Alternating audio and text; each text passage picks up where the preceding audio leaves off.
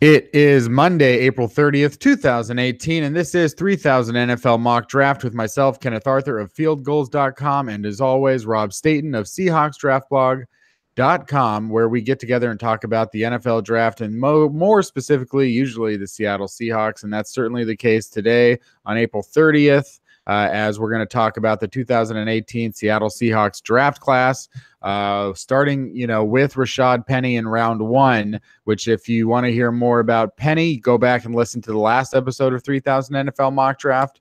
We may talk about him again today, but just for the full breakdown on who Rashad Penny is and what to look forward to next year. And I'm sure Rob, in the meantime, has even had further thoughts on Penny as he's gotten a chance to go perhaps deeper into the video. But we'll get to that, and we'll start with just talking about everything that happened on day two, but especially on day three, where the Seahawks made a bunch of picks.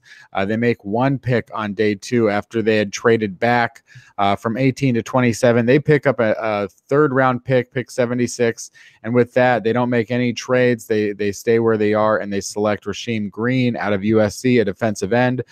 Green, at 20 years old, one of the youngest players in the draft this year, one of the youngest players in the draft in quite many years. If you go to fieldgoals.com, you can read a piece that I wrote today on age and the draft and Green, and you'll just find that as players, there are more and more young players, 20, 21, especially 21-year-olds coming into the NFL. So it's becoming much more common than it used to be, but still pretty rare for a player of Green's age to come into the NFL.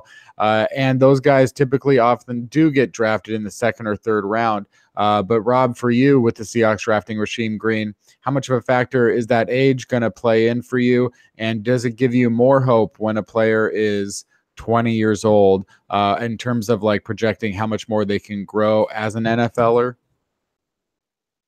Yeah, generally, if you're going to get into your peak ages, I think by the time you get to 21, 22, 23, that's kind of when you're going to be in your peak physical condition. So I think there's room to grow there. Pete Carroll said after they drafted him, they want him to be about 15 pounds heavier, or that he will naturally get heavier as they go into an NFL weight program and he can focus on being a pro.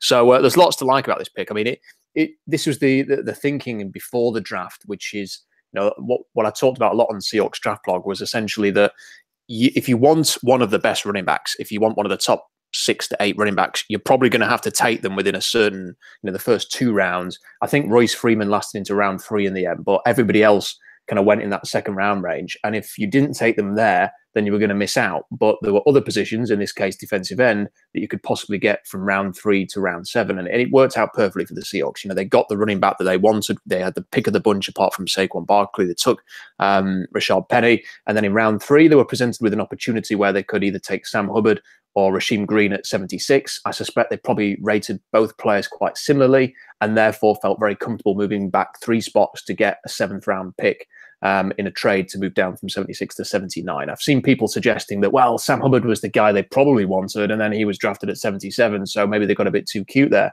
I think that's the wrong way of looking at it. That's just a negative way of looking at this. I think they probably rated both players very similarly and therefore knew we're going to trade back. One of them is going to be there. We don't mind which one it is. And in the end, it was Rasheem Green. They take him, inside-out pass rusher, loads to like the way he works off the edge. You see him rushing from the interior, and you see some of the similar things you see with Malik McDowell. He was asked to play a bit of nose tackle. McDowell was asked to play an awful lot of nose tackle when he was at Michigan State. With Green, he was asked to play. It doesn't suit him. It's not the type of player he is, but he was bull rushing guys into the backfield, impacting the quarterback there. You could see there were a couple of occasions where he rushes from the inside.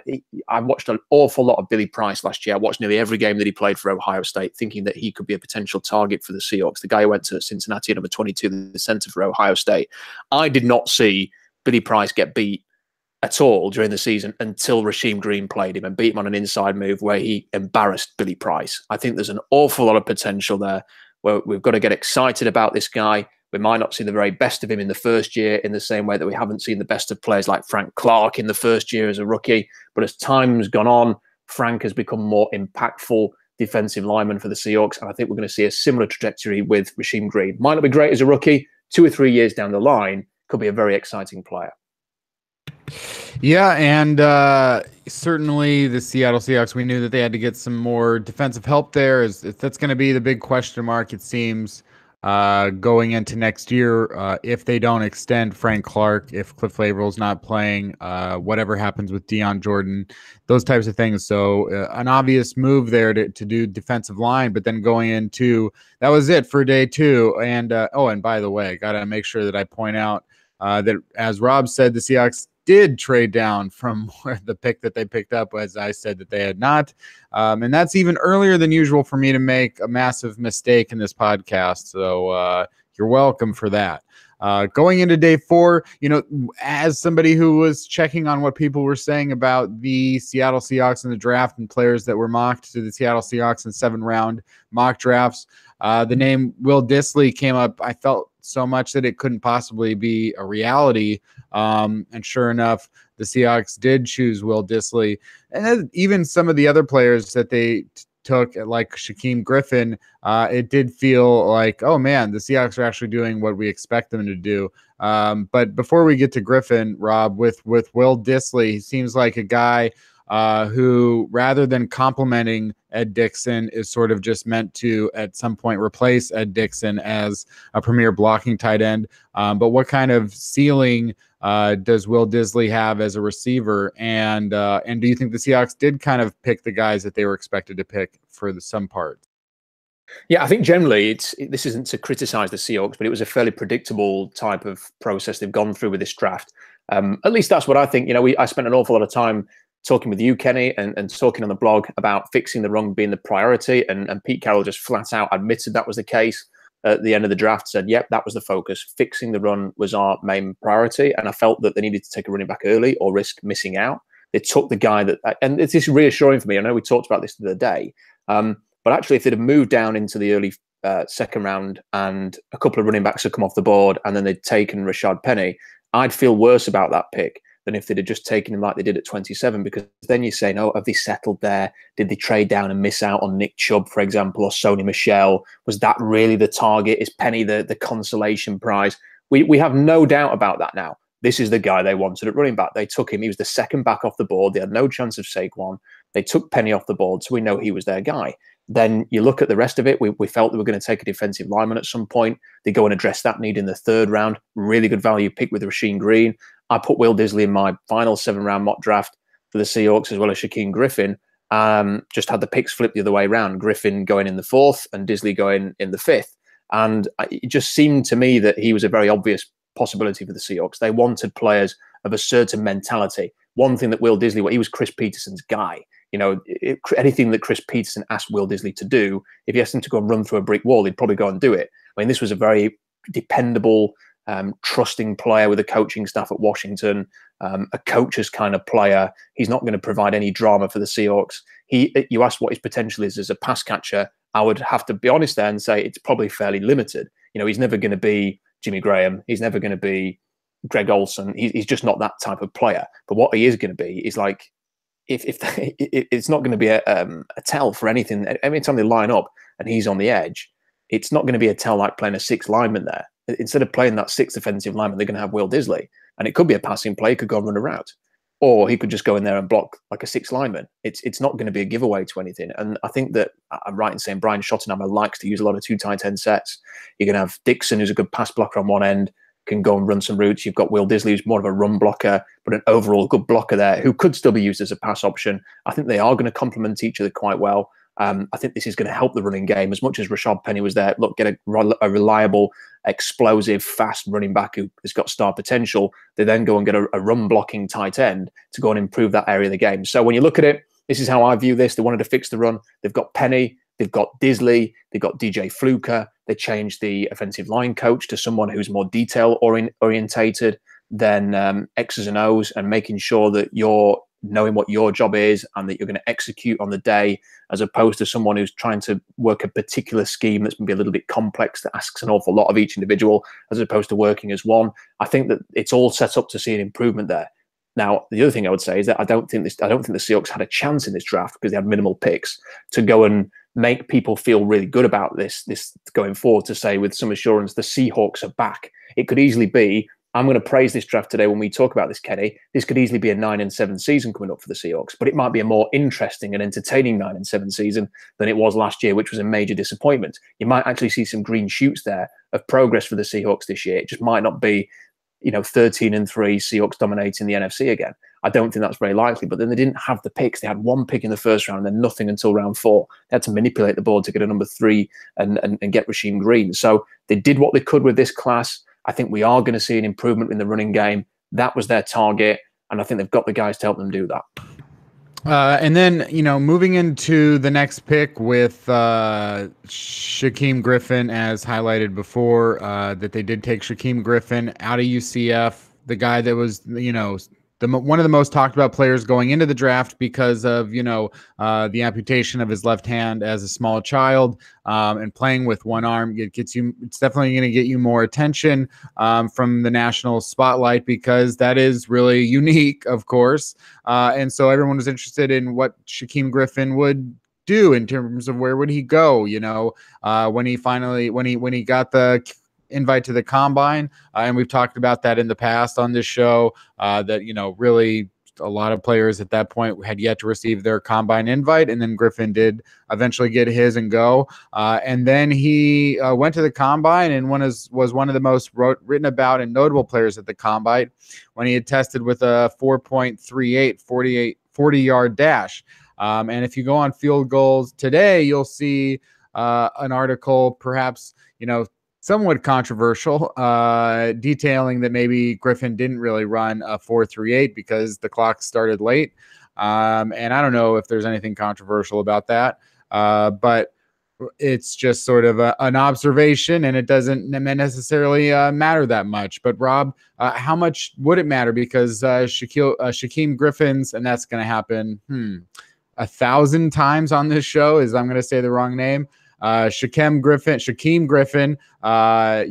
run a 4.71 in his other 40, and they take the best time. But for you, from the position that Shaquem Griffin is going to be playing in, how big of a difference would that speed be, and what position do you see Griffin playing, including on special teams as a rookie, if he does make the team?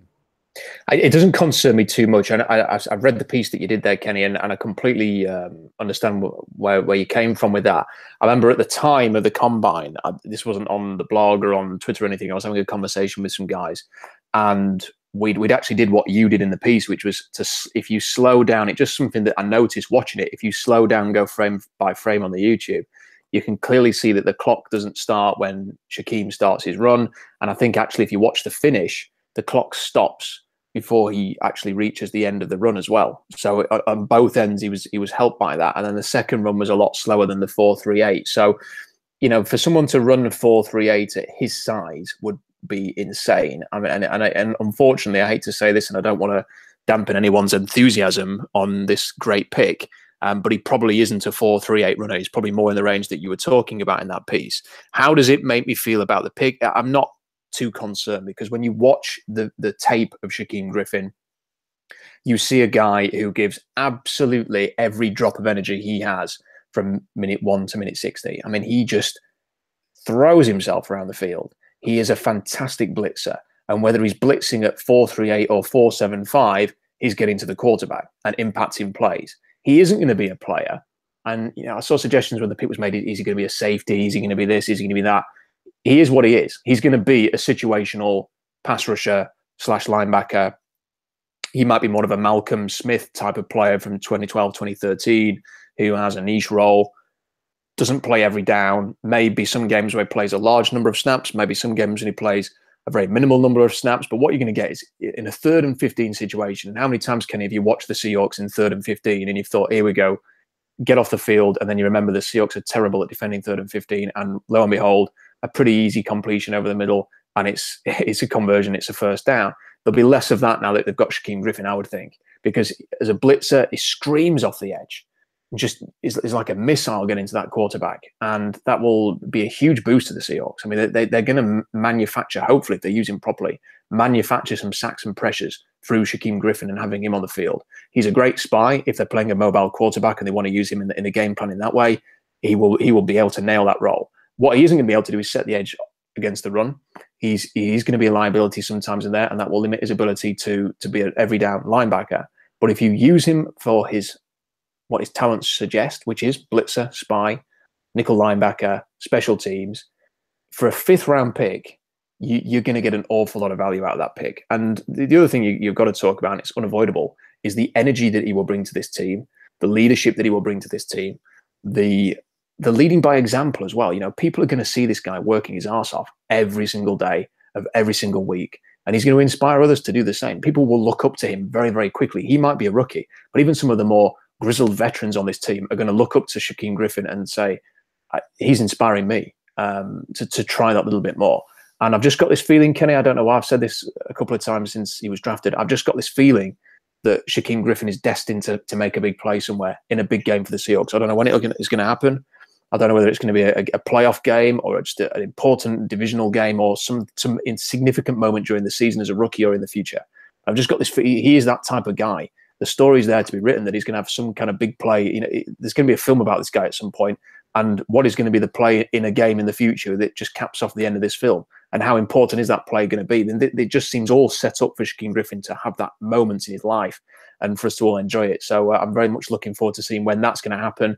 He practically won them the game against Auburn with his effort in the Peach Bowl. He did win them the game against Memphis in their division conference final against Memphis because he just screamed off the edge like he does, impacted the quarterback, forced a turnover to finish that game in overtime. And that's the type of player he is. He's just one of my favorite picks. There were 2 players, Kenny, that I did a little fist bump when the Seahawks drafted them in this draft class. And one was Will Disley and the other one was Shaquem Griffin.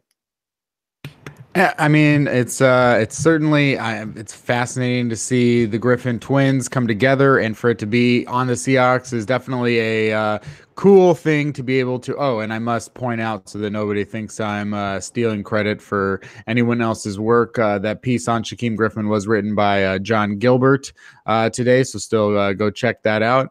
But I think that with Shaquem Griffin, it's a very cool story. Very much, you know, can see the positive upside to having him on the team and all that. But I also have to look at the interesting potential road ahead, which is as a 5th round pick, Shaquem Griffin is not guaranteed a spot on this roster. And we've seen 5th round picks not do anything for the Seahawks before.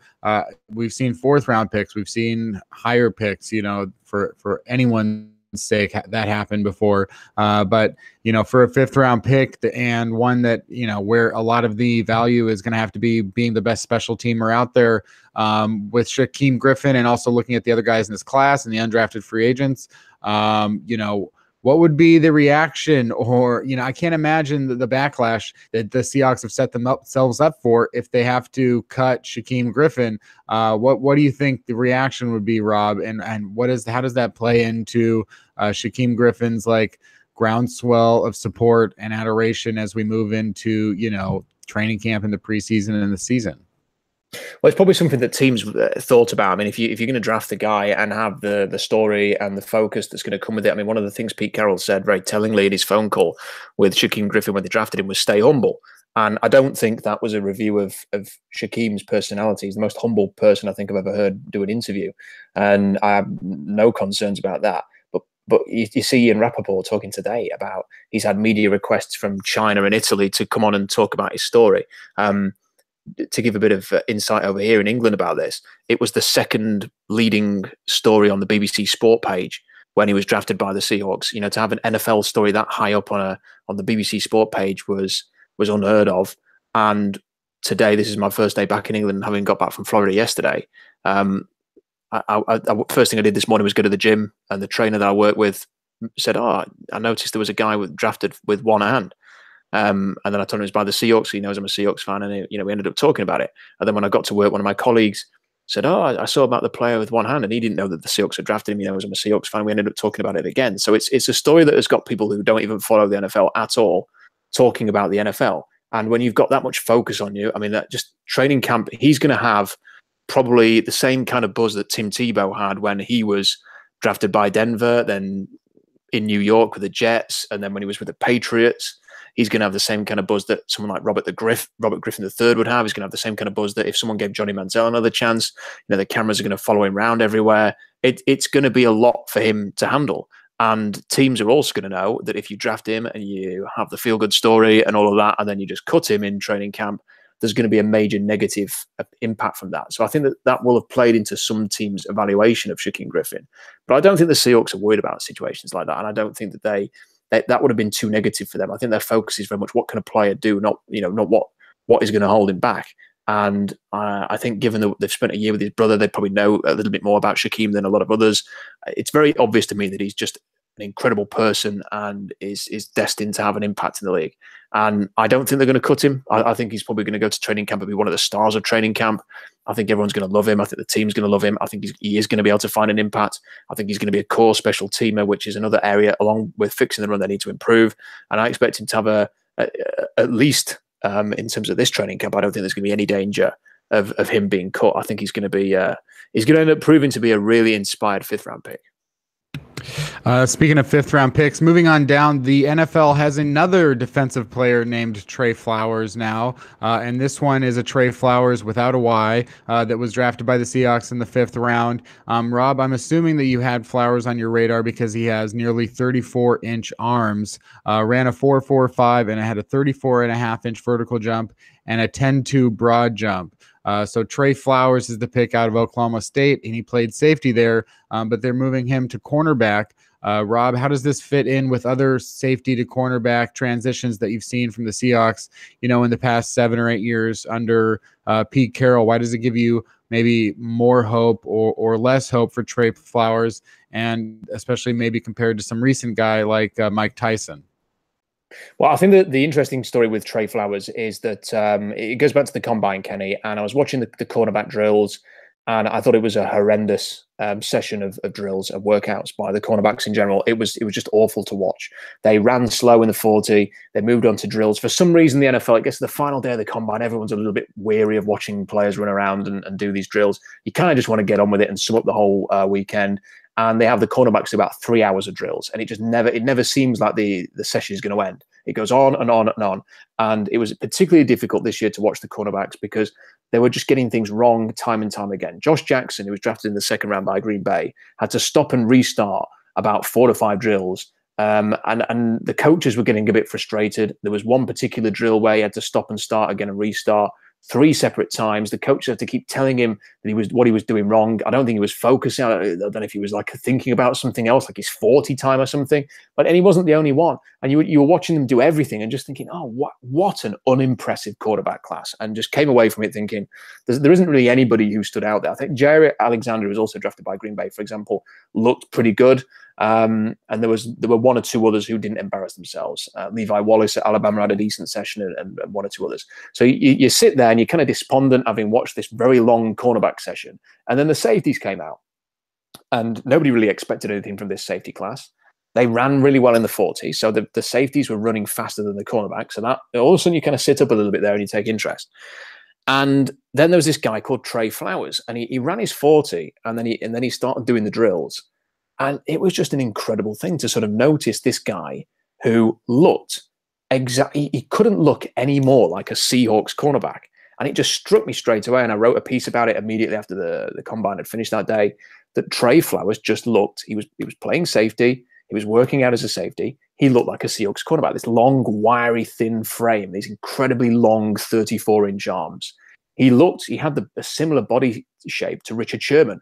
And just looking at him, you think, wow, that is a Seahawks corner. And they were saying in the broadcast, then Mike Mayock was saying, look, he hasn't really got the frame to play safety. He's played free safety. He's not really a natural fit for him. And I'm watching him. I'm just thinking, I can't get this guy out of my head because he just looks like a Seahawks corner. Ran really fast, tested really well. You go and watch the tape and you see that he does all of the things the Seahawks kind of wanted. Run defense was really good. Just was a playmaker, was part of what was ticking on Oklahoma State's defense. And I mocked him on more than one occasion to the Seahawks in a 7-round mock draft and did feel that they would have taken him. And actually in my final mock draft I did, the Seahawks 7-round, I made a huge mistake and was persuaded by the likes of Tony Paulino, I respect an awful lot, and Ian Rappaport and Mike Mayock saying the Seahawks are going to take a quarterback early, and ended up putting Isaiah Oliver to the Seahawks in the 2nd round after a trade down, and was influenced by other people, and I shouldn't have let that happen. in my final mock draft. I should have stuck to my guns that I felt were going to fix the run, and I should have stuck with that, because that's what they did. If I hadn't have put Isaiah Oliver, and it's very easy to say this after the event, but I would have put Trey Flowers as a third day option for the Seahawks, because as I mentioned, after that combine, it's all documented on the blog. As soon as the combine had finished, this guy looks like a Seahawks corner. Now, I can't say whether or not he's going to turn into the next Richard Sherman or whatever. He's probably going to need some time to transition from safety to corner. But I watched the video of Pete Carroll speaking to Trey Flowers on the phone when they drafted him, and Pete Carroll was pumped and excited. And he generally is, but more so for Trey Flowers than I think any of the other phone calls that he had. And just kept saying, I'm really excited about you. Look, you're going to need some time to do this, but you're going to do some special things for us. And I think they really like him. I think Pete Carroll, there was the other thing that was mentioned here, Kenny, was that John Schneider said in the call to Trey Flowers, I don't know if you've seen this, but he said, thank you for doing the late workout for us. We appreciate that. So it sounds like he was maybe someone they came too late in the process, wanted to have a look at him, went to work him out right at the end of the sessions when you're allowed to do that. And he blew them away with the way that he performed there. And Pete Carroll went, that's our guy. And Pete Carroll knows how to coach up cornerbacks. Look at the success he's got with Sherman and with Maxwell and with Jeremy Lane for a little while, and for Griffin now, and for Coleman. You know, there's and Walter Thurman. And Brandon Browner. There's a proven track record. If there's one position that I'm not worried about the Seahawks being able to develop talent, it's cornerback. And I'm really excited to see what Trey Flowers could do. Not expecting much in the first year. That's why they've signed Byron Maxwell, I think, to cover that issue there. But I think within a couple of years, there's a very good chance that he could have developed into the next great corner.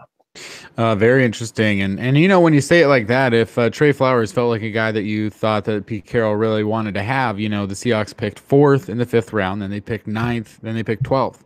So if Flowers was the guy that they felt like we got to get in the 5th round, they did. I think that Shaquem Griffin is a guy that most would have considered, you know, perhaps would have been available 5 picks later, but they didn't wait that 5 picks. It seems like that does sort of solidify a little bit more how much faith and faith in the ability that they have in Shaquem Griffin as well. So I think that bodes well, because their next pick, Michael Dixon, again, a punter. So that was coming in much sooner than a lot of people perhaps had expected for a team to draft a punter, for the Seahawks to draft a punter.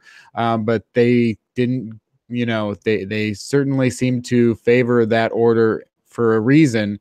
But then they do choose Dixon, and it's the first kicker or punter that Pete Carroll and John Schneider have drafted in Seattle. It's the 5th round, which is pretty high, really, actually quite very high for a punter at all.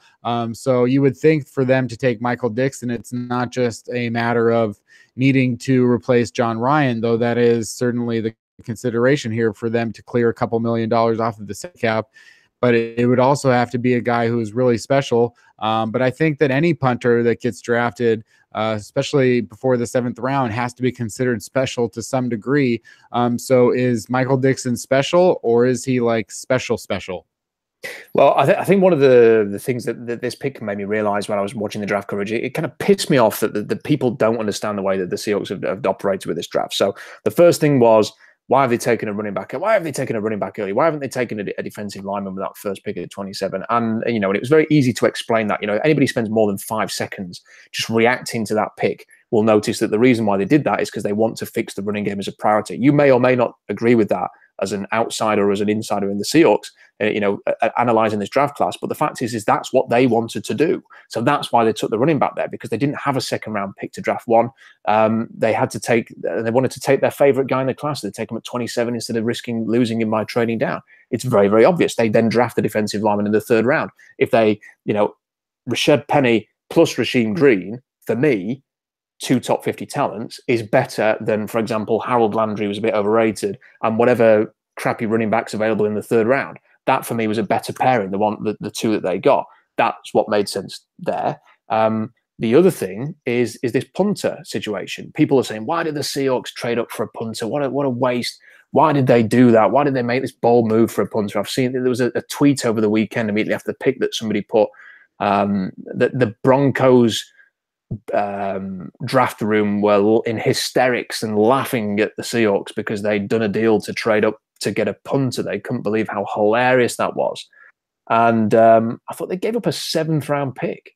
You know, it's hardly like they traded a 2019 1st round pick to come up and get a punter. Now, they gave away a 7th rounder to move up a few spots. And by the way, there was a run, if you want to call it this, a run on punters immediately after the Seahawks had done that. I think 2 other punters came off the board pretty quickly afterwards. So the Seahawks clearly liked this guy and didn't want to lose him and didn't want the other 2 punters that were about to come off the board.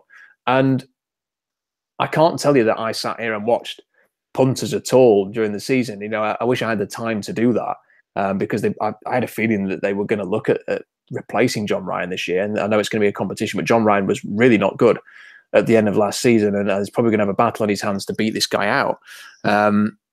But you know that it's special teams is important to the Seahawks. And I heard a comment on ESPN 710 or 710 ESPN, whichever way around it is, on Brock and Salt this morning, and a caller rang in and made a very good point here, Kenny. And I wonder what you think of this: that maybe the Seahawks are lending a bit of influence from the Rams in this draft class. So they've taken a running back who does a bit of everything. You know, he can be a special teamer, he can catch passes, he's really dynamic. He's somebody who is he's not Todd Gurley, of course, because there really is only one Todd Gurley with the size and the speed and the agility that he has and the explosion.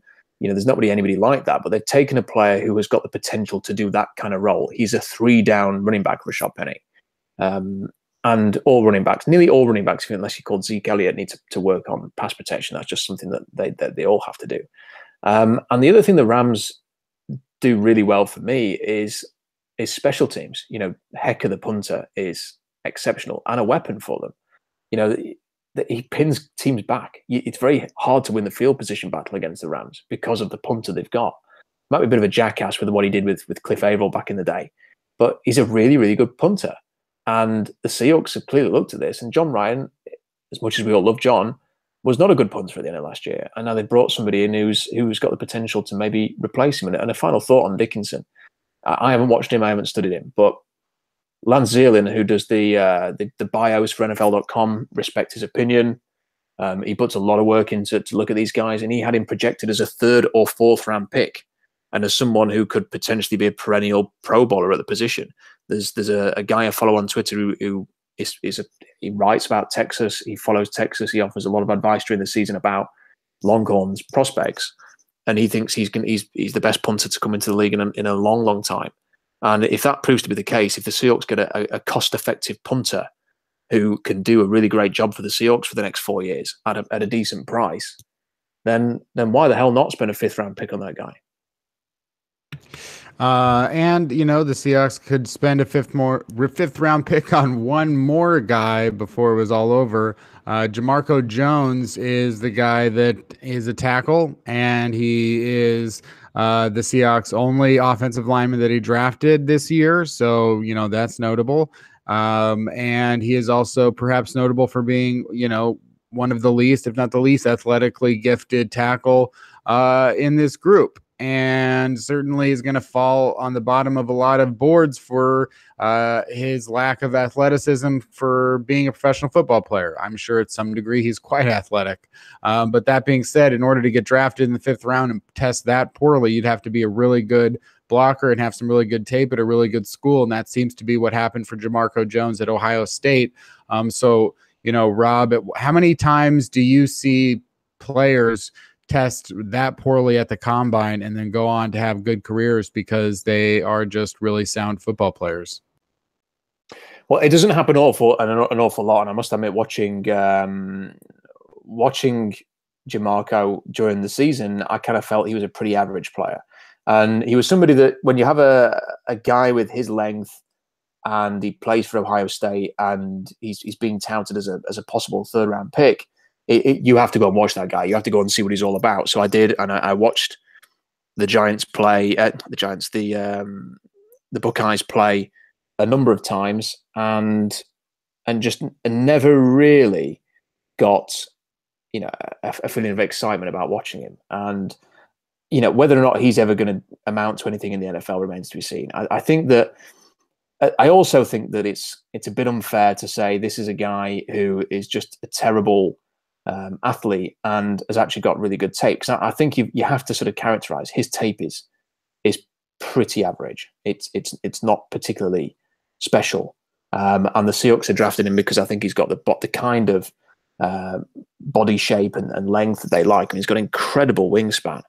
And, you know, there's another guy from Ohio State who went undrafted and has gone on to have, you know, a really good career. And that's Norwell, who left for Jacksonville, having been a free agent in Carolina, is earning an awful lot of money.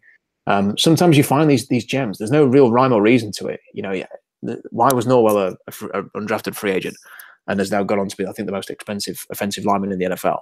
Why is that? Why has that happened? You know, there's sometimes these things just there's no exact science to it. And he's going to come in. He's obviously going to be a backup left tackle for now. He's going to have a bit of time there. I think the one thing that I like about this pick more than anything else is that they've got some options now. So if Dwayne Brown suffers an injury during the season, they've got Jones, they've got Fant, and they've got Ifedi, who are all tackles who have had some time in the NFL. And that will be a good thing because they're not just relying on one. You know, it was Reese Odhiambo behind Fant last year, and that was inadequate depth. It feels like they've got better tackle depth now, and if they wanted to roll out a 6 lineman, perhaps he could do that job as well. But you know, for a 5th round pick to go and take a flyer on Ohio State's starting left tackle, why the hell not? Maybe they can do some things to improve his explosive ability. He was very weak there. Ran a very slow short shuttle. It was like 4.99, which is a 5-second short shuttle, which isn't very good at all. Didn't run very well at all either. You know, it could be that he's just a really mediocre athlete. It could be that he was carrying an injury. It could be that he just needs better training and better guidance. So I know for sure that when training camp comes around in preseason, this is going to be one of the, if not the most interesting preseason since Russell Wilson was drafted. And you got to see him play second halves and then eventually go and win the starting job at Kansas City in preseason in week 3. This is going to be the most interesting preseason we've had in an awful long time. There's going to be players there who are legitimately going to be competing for jobs. They're not going to be competing to be the 5th running back on the roster or the key special teams linebacker or whatever. There's going to be a competition at punter. There's going to be competition at kicker. There's going to be competition at linebacker, defensive line, running back, backup quarterback.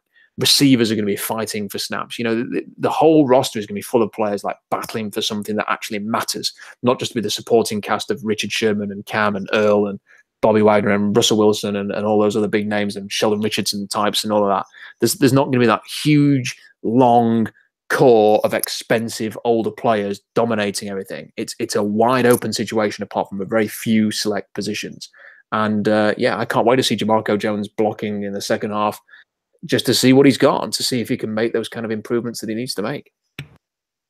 And, you know, in the 5th, 6th, 7th round, you know, we talk about the players that they draft and we want to know what they are because you never know. You know, the Seahawks have drafted in the 5th round, Cam Chancellor, Richard Sherman, you know, and in the 6th round, Byron Maxwell, Jeremy Lane, in the 7th round, Malcolm Smith, J.R. Sweezy. But for the most part, it's the guys that we don't talk about. They're 5th, can I just 7th. Can I just jump in here a second? My phone battery's about to die. And I want to read this out before it does. Just Andrew, you know Andrew Norwell we were talking about there. It was very expensive guard now at Jacksonville from Carolina. So this is what it says about him on Wikipedia about why he went undrafted. It says he was undrafted because concerns about his athleticism. And if you actually look at his combine, he ran a 5.2840, which isn't very good. His 20-yard short shuttle is 4.93, so 4.93 against 4.99 for Jamarco Jones. He only had a 28-inch vertical and an 8.9 broad. So he was 315 pounds, decent arm length, 33.5 inches. There, in terms of the measurables, they were all there. He just wasn't very athletic at all. And this guy's gone on to become the most expensive guard in the NFL. So there was no, you know, this is the situation you're hoping with Jamarco Jones. Another Ohio State guy, had a great long career in college for a top program. Can he move beyond those athletic problems and become an actual starter in the NFL and have half the success that Andrew Norwell has? If he can, this is a great pick in the 5th round.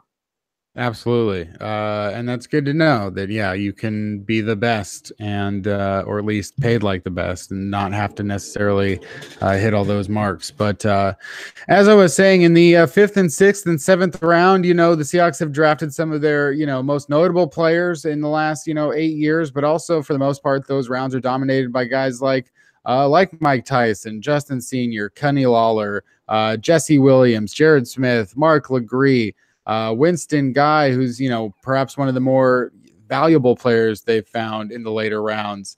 Ty Powell, Obum Gwacham, Eric Pinkins, Michael Bowie, Christian Sicoli, Jimmy Staton, Garrett Scott. And that's not to say that any of these guys have done anything wrong or that the Seahawks have done anything wrong. It's the odds. The odds say that there are not necessarily going to be more than 100 good players to come into the league any given year, and that might be a high number. So it's just you take your swings like anyone else. So talking about any of these players, you may find another Chris Carson or Richard Sherman, but more likely than not, you're probably not even going to find a guy who makes the team or will be around in a year, and that's okay too. That's just the way that it goes. And with that being said, I feel like every year there's just names that I forget the Seahawks were ever drafted or took part in. And I feel like my gut's telling me Jake Martin, 6th round pick out of Temple, is going to be that guy. And that's not a slight on Jake Martin in the slightest. It's not anything against him. It's just I've kind of forgotten. It's what he has the name Jake Martin, and it kind of just fits in. And he's a defensive end. He's not a punter. He's not, a quarterback. So it's going to be harder to remember. But for Jake Martin to prove me wrong, he just has to perhaps make the team, have an impact. Rob, what are the odds of Jake Martin being able to do just that? Well, it's actually Jacob Martin, so he's ultimately very forgettable in the first place already. Hey, that's my brand. Say things incorrectly. But there's a couple of things that I like about him. First of all, Temple, under their coach who's now at Baylor, just had this knack of bringing in tough, hard-nosed, alpha male physical players. And Hassan Reddick, we talked a lot about last year, was a great case of that and went 13th overall to Arizona a year ago. There are lots of other cases of that as well. The players at Temple who become leaders and kind of the heart and soul of the team, they get given single-digit numbers on their jerseys. And Hassan Reddick had one last year. Jacob Martin had one this year. And that to me says they've gone out and got, I think they call it Temple Tough or something like that. They've gone and got one of those guys. He's physical. He's angry. He's no nonsense. He's going to get out there and do what you ask him to do. I think that in terms of a pass rusher, he's very explosive. You see that on the tape. You see it in the way that he's tested there. He's not the quickest. I mean, his 10-yard split, I think, was a 1.68, which is not very good at all for an edge rusher. You kind of want to see him near a 1.50. Sorry, not in the 1.5s, not 1.50. Sort of, if anything in the 1.5s is elite, you can get away with like early 1.6s. When you're down up to near a 1.7, that's not very good. So that's why he's in the 6th round and he's not in the mid rounds. That's why Kamoko Touré's a 2nd rounder and he's not. He needs to get bigger, and Pete Carroll said that to him. He again in the phone call they had with Jacob Martin. You can see this on YouTube. He said, "Eat what you want or do what you want. We need you to get up to 250 pounds. Put on as much weight as you want." I think he said. So they want him bigger. They want him more natural to that kind of Leo size. He's got the length, but a player that again, I'm interested to see that, some of the names that you read out earlier, Kenny, people like Obum Gwacham and stuff like that, they never really had a chance to make this team. When you look at Cliff Averill in front of you and Michael Bennett and Frank Clark and people like that, the path and the pathway to actually making the roster and having an impact is incredibly difficult. I mean, Chris Clemens was there in the day as well, and others too. And now there's a void there that needs to be filled. They need edge rushers. They've got Rasheem Green who's come in. That's good. Frank Clark's still there. Now, is Marcus Smith ever going to amount to anything? Is Dion Jordan going to be able to stay healthy for more than 5 minutes? They need people to, if this guy comes in to camp and really takes off and earns a job, he's going to get an opportunity. And that's the great thing about this. Even in the 6th round, they've got somebody in there who's going to be competing for a job. It's not a throwaway pick. He's going to have a shot. And, I like these Temple guys. I like the Temple guys that come into the league. I like the way that they play. I like their attitude. The Seahawks need a bit of that angry attitude on their roster. So I'll be keeping a keen eye on Jacob Martin in preseason. And finally, if we can round out the actual draft class with their last pick of the draft, It'll be another first, and it's just been an interesting draft top to bottom for the Seattle Seahawks as we talk about. There's a lot of things to talk about with each of these players, and specifically just sort of the decision that the Seahawks had going into it and choosing that player or that position. Lots of interesting notes there, and that changes, and that doesn't change when talking about Alex McGough. Who is the first quarterback that Pete Carroll and John Schneider have drafted since Russell Wilson, and only the second that they have drafted at all. You could argue that, of course, they used a pick kind of on Charlie Whitehurst, but their second draft pick at quarterback and Alex McGough, even though it's a 7th round pick, for some reason they wanted to lock this guy in before trying to get him through free agency to lock him in. So, Rob, do you think that this is an important player to lock in? What are the chances that McGough is the backup in September? So not a player that I've spent that much time studying, but I've spent some time looking at him since they drafted him. The two things that stand out: one, he was receiving an awful lot of draft buzz just before the draft. So I think a few teams were checking him out right at the end of the process, wanted to get a bit of intel on him, including the Seahawks. He had a visit to the VMAC really late in the process there. So maybe a bit like Trey Flowers, someone who came too late and decided they were going to take a shot on this guy. John Schneider mentioned in his post-draft press conference that I think there was something, I can't remember how he actually described it. It was something about quarterbacks who make the most plays when the play breaks down. So essentially sort of scrambling around and making improvisational plays. And according to John Schneider, Baker Mayfield was top of that list. Alex McGough was second, and then Sam Darnold was third. So that's the kind of company he's got. We know the Seahawks already want to be the best scrambling team in the NFL, according to Pete Carroll. So they've drafted a quarterback who maybe fits into some of that mentality. His release is the weirdest looking release I've seen in a long time. And John Schneider was talking about him afterwards and started a sentence and said, his release is really funky and he reminds me of, and then he lost his train of thought and talked about something else and never actually finished the comparison, never mentioned who he looked like. And I'd love to know who he was talking about that. I'd love to know the name that he was comparing this guy to, because it's almost like a sidearm release, but it's kind of at a really wide angle and really high, like a high sidearm, and he kind of whips his arm around. And you can see he's got the arm. You can see he makes plays. There are things to like there. In terms of whether he's going to win the backup job, well, Pete Carroll made it very clear to Alex in the phone call. He said, you are the first quarterback we've drafted in a long time. I wish he'd stated it as clearly as this. You are the only quarterback we've drafted apart from Russell Wilson. And what a statement that is, even in the 7th round. I'd love to think that he's going to come in and win a backup job as a 7th round rookie. I think it's probably more likely that this is going to be Austin Davis's job to lose, because Austin Davis has got the experience of Brian Schottenheimer in the past when they were the St. Louis Rams together. He will know the system. If there's anything that, for example, Russell Wilson's not 100% on, if there's anything that any of the other players on the offense are not 100% on, they'll be able to go to Austin Davis. What is his terminology mean? What are they asking here? What do I need? What is my responsibility in this play? Austin Davis has got that background knowledge there, which could be vital for them. But they might also want to save some money. And if one of these, whether it's Stephen Morris, whether it's McGough here, that comes and gets the job, they might be willing to save some money there as well, especially if other guys are picking up the offense very easily from Brian Schottenheimer. So something to monitor. Will be interesting to see if maybe they carry an extra quarterback this year, possibly. They always have a red shirt player on the roster they don't tend to use very much. A couple of years ago it was George Fant. It's been people like Benson Mayowa in the past. They're willing to do that. So if they like what they see from McGough enough to stash him for a year, then they could carry him as the 3rd quarterback and just have him on the roster to protect him and make sure they don't lose him on the practice squad. But again, another guy. One of the more frustrating things about Seahawks preseason in recent years is that they just haven't had a very good backup quarterback. So watching the second half of games has been really frustrating because nobody's been making any plays in the quarterback position. That was a little bit different last year when you had Boykin. It was hit and miss a lot. And then Austin Davis came on strong at the end of the preseason. It'd be good this year to see Austin Davis and Morris and McGough really competing against each other to see who can win this backup job. And hopefully as the 7th round rookie, he's going to have a chance to make the team.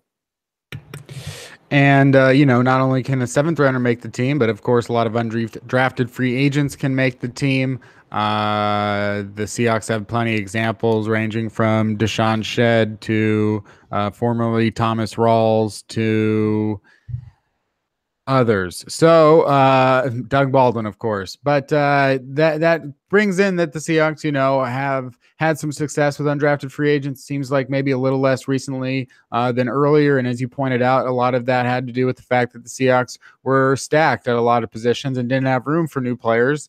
And they've gotten rid of a lot of players, or parted ways, or moved on, or made it clear that they're ready and willing to move on from players. So more opportunities come in for undrafted free agents. And Rob, I don't know how much time you've had to pour over these names, a lot of which I'm sure did not have a ton of tape or talk going into the draft, at least not compared to maybe 200 or 250 other guys. Certainly there were some notable undrafted free agents that went to different teams. But of the Seahawks picks, I don't, and I'm sorry to call you guys picks because that's not what you are. Of the Seahawks signings, the only name that I could have heard beforehand was Texas defensive tackle Poona Ford. And did I know that name because he was really good, or did I know that name because it's Poona?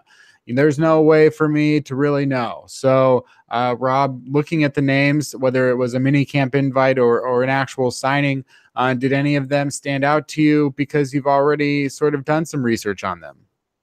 Yeah, and Poona is an interesting guy. He was pretty much one of the, if not the main leader on the Texas defense.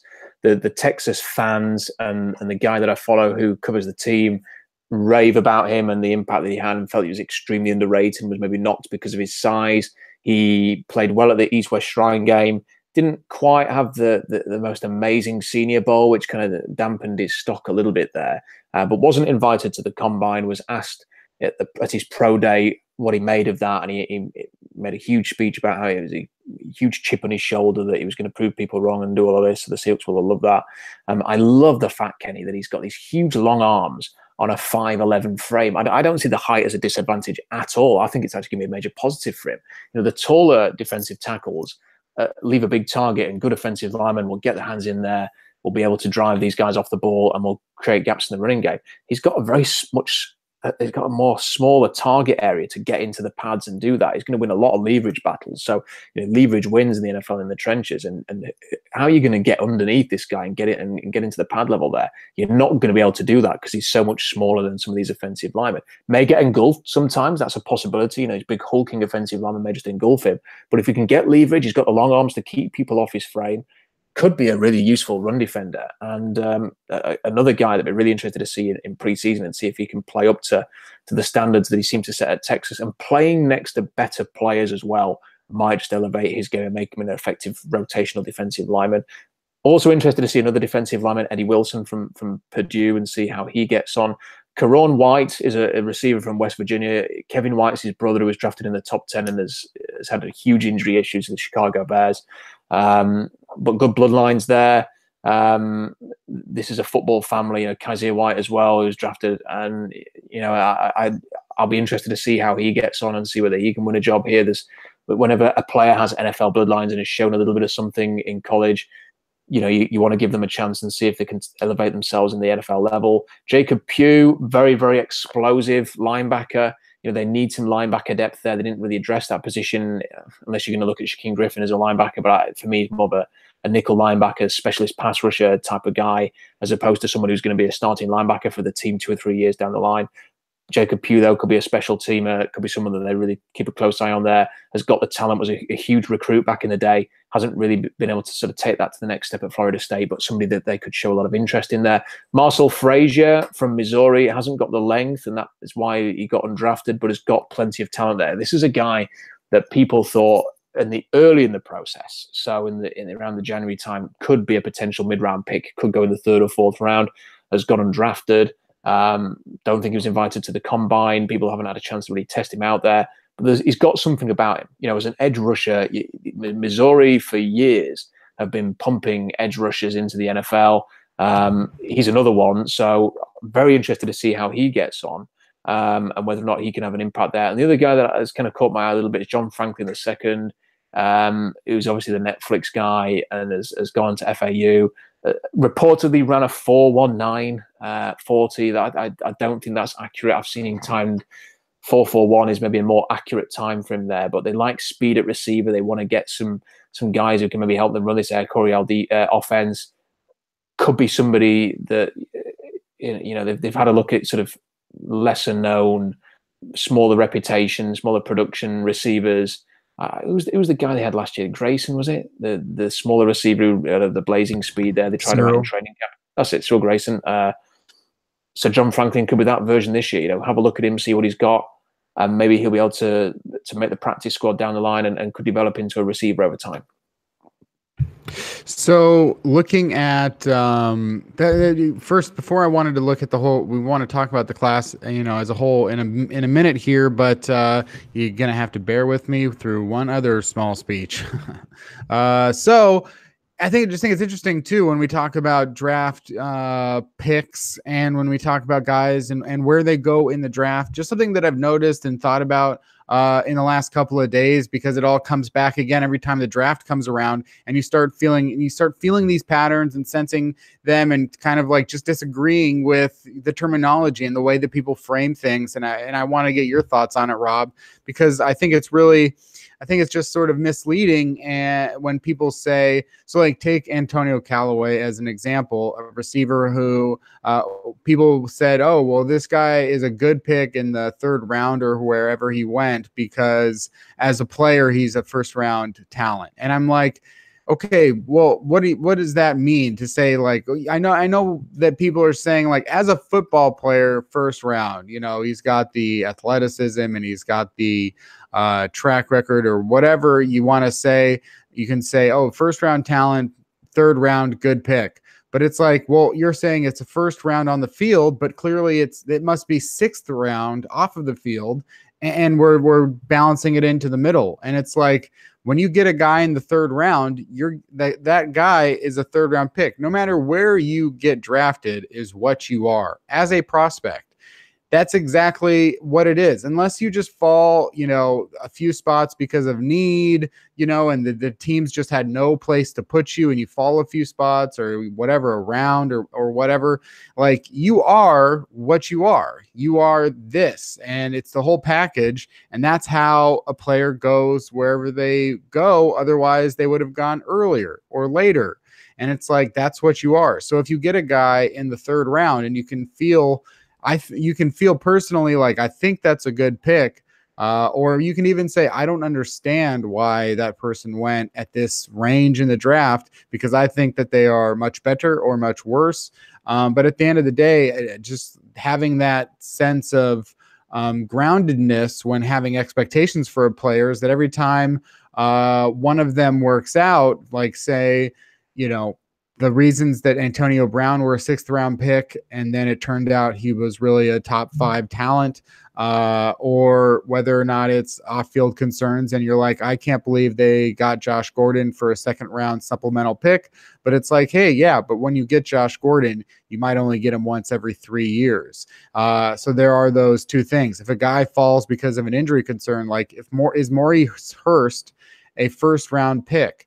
Well, he wasn't. He was a 4th round pick, and it may be because of this concern that people have on the medicals, or it may be that you get some of these other guys where it's like, yeah, sometimes you are a player who had this degenerative condition. If you're a Miles Jack, or if it's a knee that got blown out like Jalen Smith, look where Jalen Smith is after 2 years. It's the reason that he didn't go in the top 5 or top 10, and those all have to be taken under consideration. So Rob, when you hear those kinds of terminology about, well, this person is a 1st round talent and they went in the 4th round, like, do you see what I see in terms of really contextualizing what that means? Or do you think that, commonly drafting players that fell 2 or 3 rounds is a good strategy? Well, I think it all kind of falls into the, for want of a better term, the draft bollocks that goes on during this time of year. People judge picks in a wide variety of ways. So, before the draft, you will have a lot of people saying stuff like, no, never draft for need. You've always got to draft for best player available. And it's like, well, whatever. Teams are generally drafting for need. That's the point of the draft, really, is to fill some needs. But you have a lot of people who will say that, and then immediately after the draft's finished, they will criticize a team for not filling a certain need. I mean, this was the thing about the Seahawks that, well, they need to draft a cornerback because they don't have a cornerback, and then afterwards it's, well, they've drafted a different player. Drafting best player available is not what they should be doing. They should have filled that need, and they contradict themselves. And then this is the other thing with Callaway that you're talking about here. He's a first round talent. Well, some people will determine before the draft, don't touch this guy. He's a problem. He days before the draft came out that he'd been smoking weed going into the combine or something, and then he failed a drugs test or a diluted test. All of this stuff, you think, oh, well, how can you trust him? He's gonna get suspensions. He's gonna do all this. He's really dedicated to football if he's doing this and risking his career before it's even started. And then he gets picked relatively early, and people then make a snap judgment that they like the pick, that it's a great pick, and that the Cleveland Browns have pulled off a steal and want to move by the Browns. And there are an awful lot of issues with Callaway. It's not just the weed. There's a long list of issues with him. If anybody listens to any of his interviews, he does not seem like with the greatest respect to him, he seems like a very awkward character and someone who may be difficult to manage. And I just can't celebrate that, taking him in the mid rounds. To me, it's the kind of thing that a team like Cleveland can afford to take a risk in that range, because they've been terrible for years.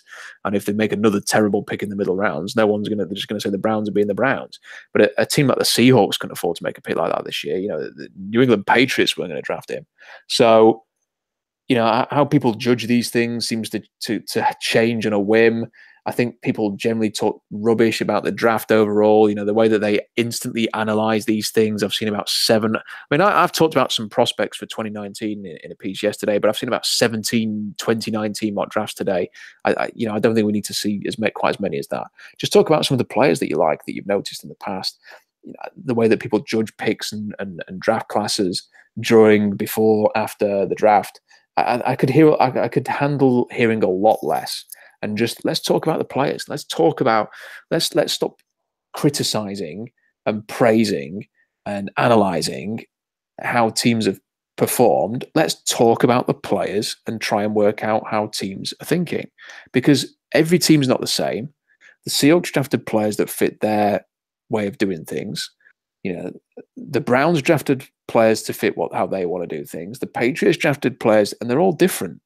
You can't just base your own opinion on how a team should draft or the needs that they have and hold the team to that standard. I never really pass judgment on any of the other teams because I just don't know them well enough to pass comment. I know the Seahawks because I watch every game. I listen to nearly every press conference. I follow the team during preseason. I listen to what Pete Carroll tells us and try and piece things together. But I would never just go, that team needed a cornerback and they didn't take one, or they drafted Callaway, first-round talent, going to be round 3. I would never make those kind of assertions because I just think it's all part of the noise that goes on during the draft, which, as much as I love the draft, can be a little bit frustrating at times. And, wrapping up the Seahawks draft class as a whole, I think one of the interesting things about it is how different it does look and how every pick does look sort of interesting and a first in some sort of way.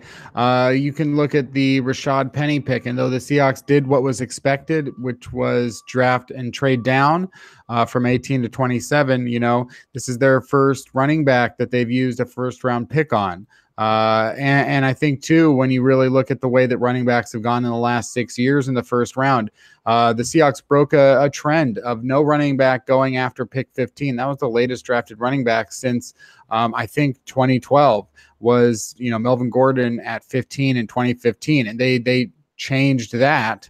And then suddenly, Rashad Penny goes 27th. So that was something where it was like, wow, they kind of broke a trend. And then Rasheem Green, a 20-year-old, one of the youngest players, perhaps the youngest player that Pete Carroll has drafted, I think has to be the youngest player that Pete Carroll, John Schneider have drafted. Then the first time they take a player out of Washington, the school that's right there is Will Disley. And then, of course, Shaquem Griffin is many firsts and many notable things about the selection of Shaquem Griffin. And then taking Trey Flowers in the 5th round, we're talking not just now about taking a cornerback. Remember, the Seahawks had rarely taken cornerbacks above the 5th round at all. Richard Sherman was a 5th round pick. Walter Thurman was a 4th round pick. Then they finally took Shaquem Griffin in the 3rd round. But for them to take a cornerback conversion from safety to cornerback in the 5th round is pretty notable. It's earlier than you would expect them to take a guy who's going to transition from one position to another. Then, of course, they take a punter in the 1st round, and they take the first punter off the board. One of the rare instances in which any team has drafted a punter in the 5th round or earlier in any of the last 10 plus drafts. And then Jamarco Jones is just unathletic, I guess, as we've already talked about.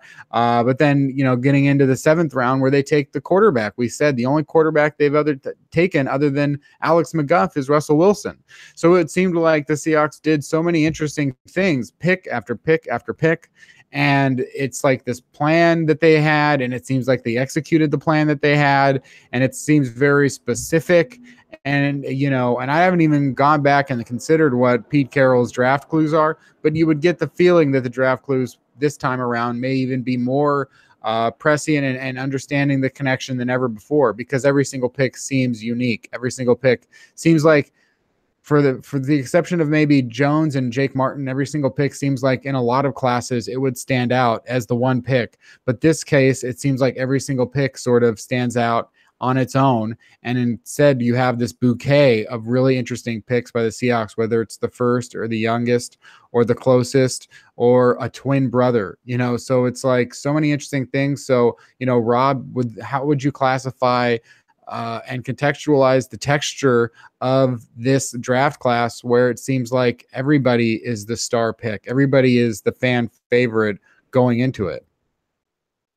Well, I've got 3 thoughts on the draft class in general. First is that, to me, it's just this was a statement of what they want to be, which is a running team. They wanted to fix the running game. It wasn't acceptable for 2 years, and this is their answer to that. They made a statement. I called the day before the draft, wrote a piece saying, look, I don't know what they're going to do, but I really hope that they make a statement about the running game. And they did that. They took their running back first. They went and got Will Disley. They continued to try and build up this running game. If you put Russell Wilson and a running game on the field, the Seahawks are going to be a tough team to beat. That's just a fact. And I was really pleased that they did that. And I like the fact that they had that focus there. I like the fact that they seem to target players to fill certain needs, to get the pass rusher there.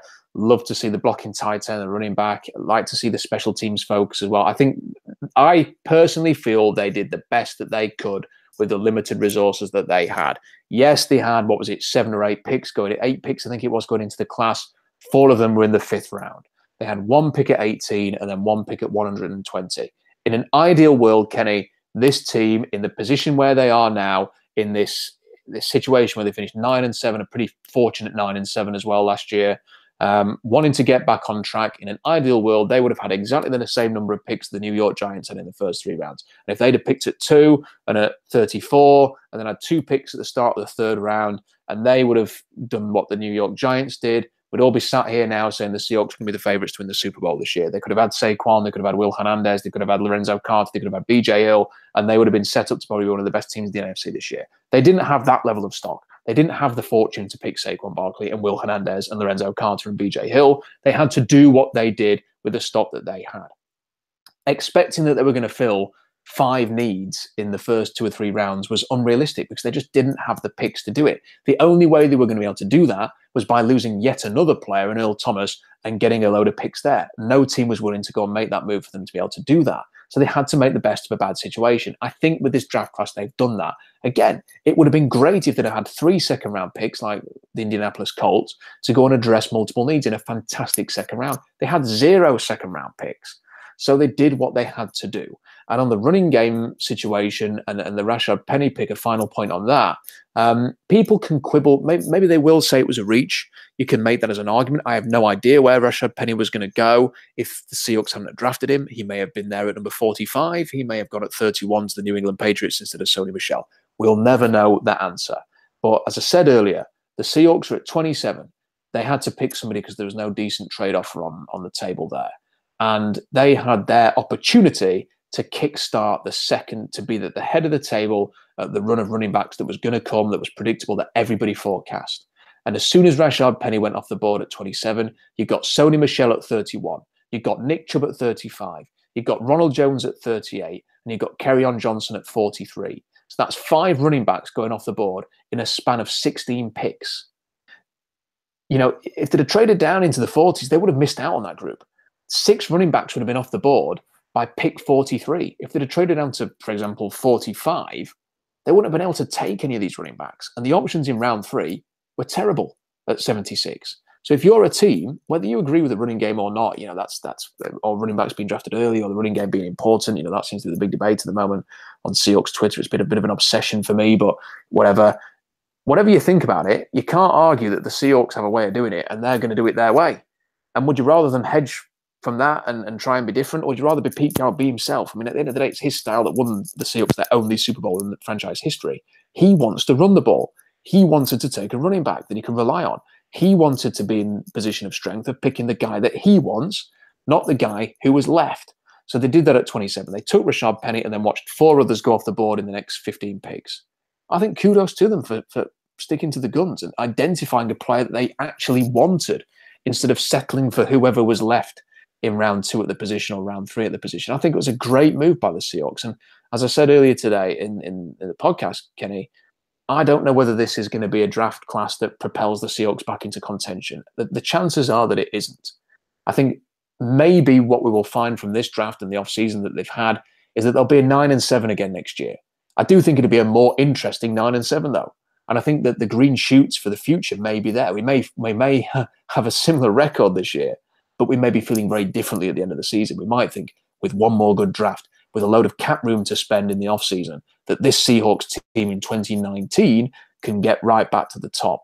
But they might have to go through a few growing pains first. And that might be the case this year. I wouldn't rule out being competitive, by the way, because that's just Pete Carroll's nature. And look at the success he's had so far. I could see them being right up there again. Wouldn't rule it out. It's just that I think it may be that this draft class isn't going to move the needle so far forward, but it could set the tone for what is going to happen next for the Seahawks over the next couple of years.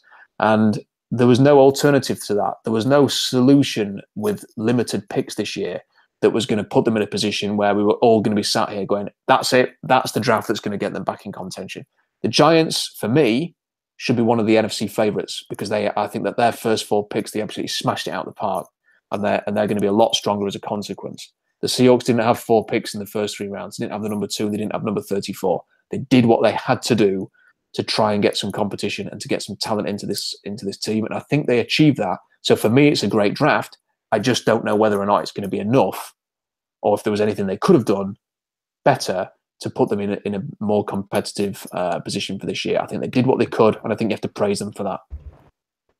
Yeah, I mean, you mentioned the Seahawks addressing the running game, and then it's a matter of what are the Seahawks needs after the draft and after signing undrafted free agents. What are they going to be their likely needs coming in August when, you know, perhaps they're going to find out what the players that they have on the roster can do, whether or not, you know, new needs pop up, old needs fade away because say that George Fant comes out of nowhere and just has a killer camp and ends up becoming the starting, you know, right tackle and, you know, helps out in that area. Or maybe another guy gets injured and suddenly we're back into the old woes of the running back carousel. But just specifically with some of the needs that we know about right now, you know, going into it, it felt like this is a team that typically uses an early pick, whether it's through trade or just using it on a receiver or a tight end, someone who can catch the ball. And this year they lost both Paul Richardson and Jimmy Graham, and they didn't replace them with anyone that would even profile to be similar for the most part. I mean, you could talk about Jerron Brown as some sort of comp for Paul Richardson, but they didn't.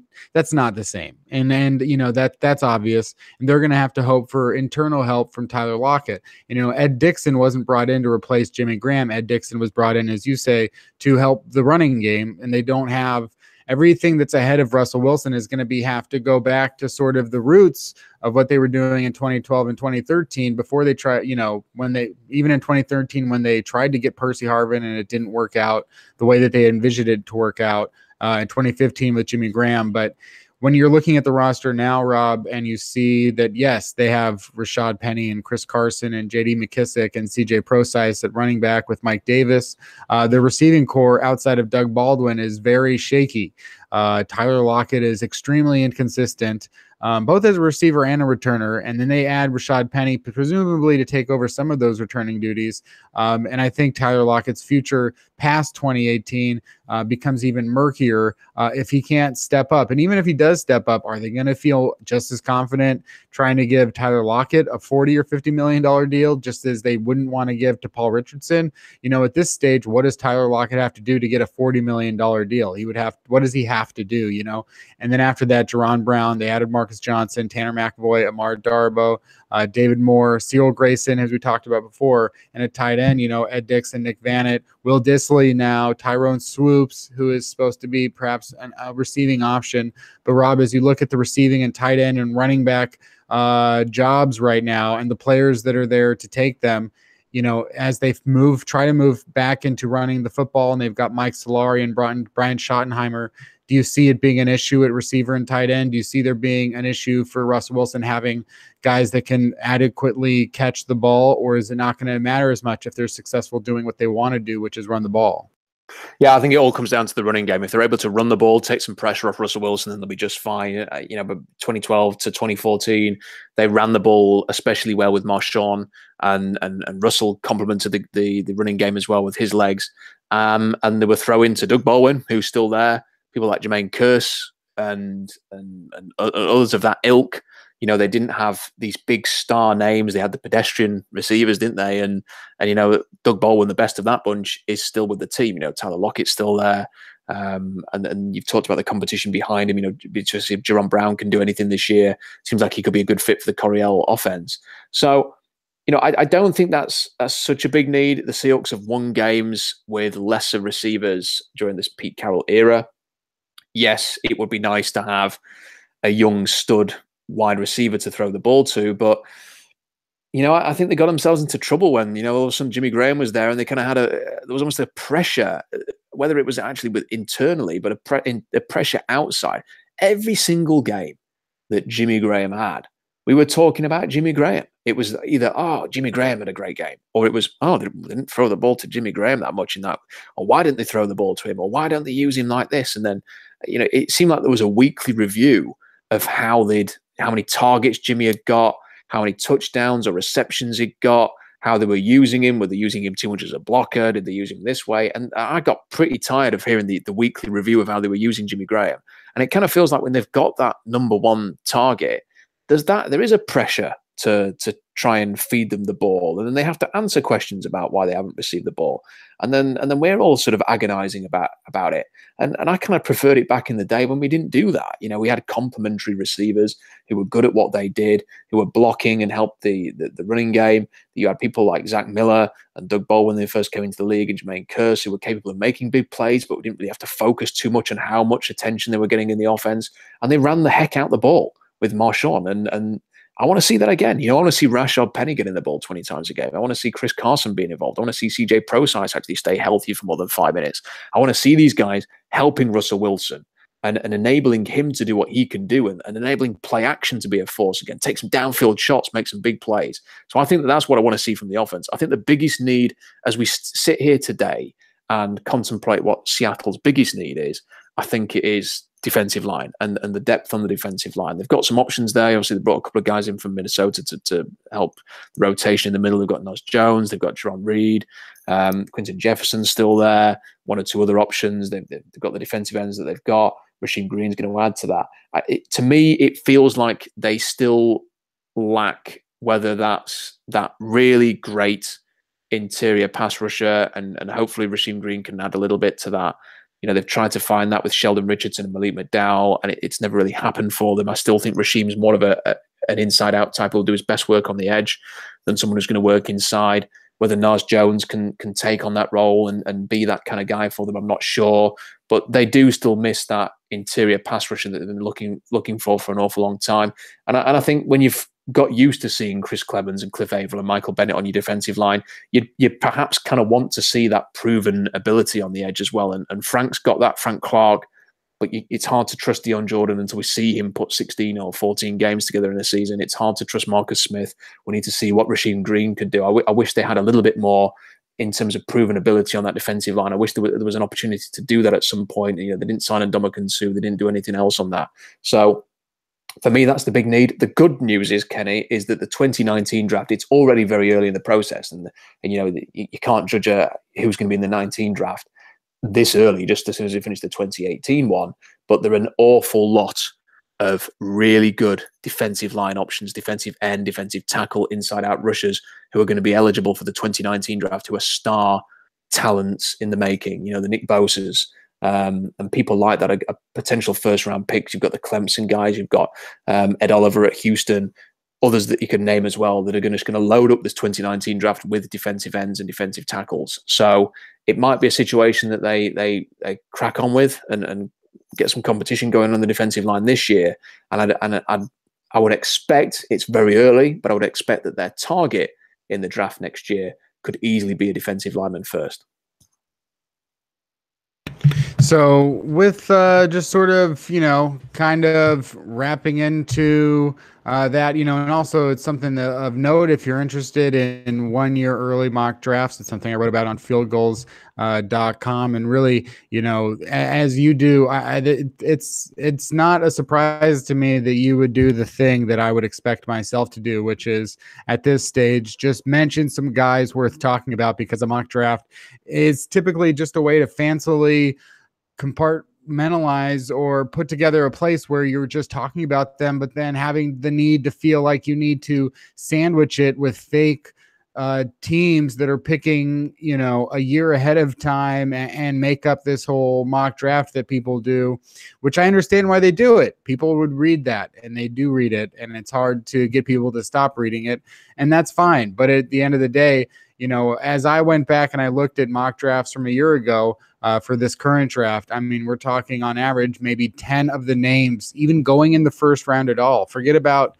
not being in the right position. Just 10 out of 32, 11, 12, maybe at the most out of 32 actually going in the first round, and it's a year later.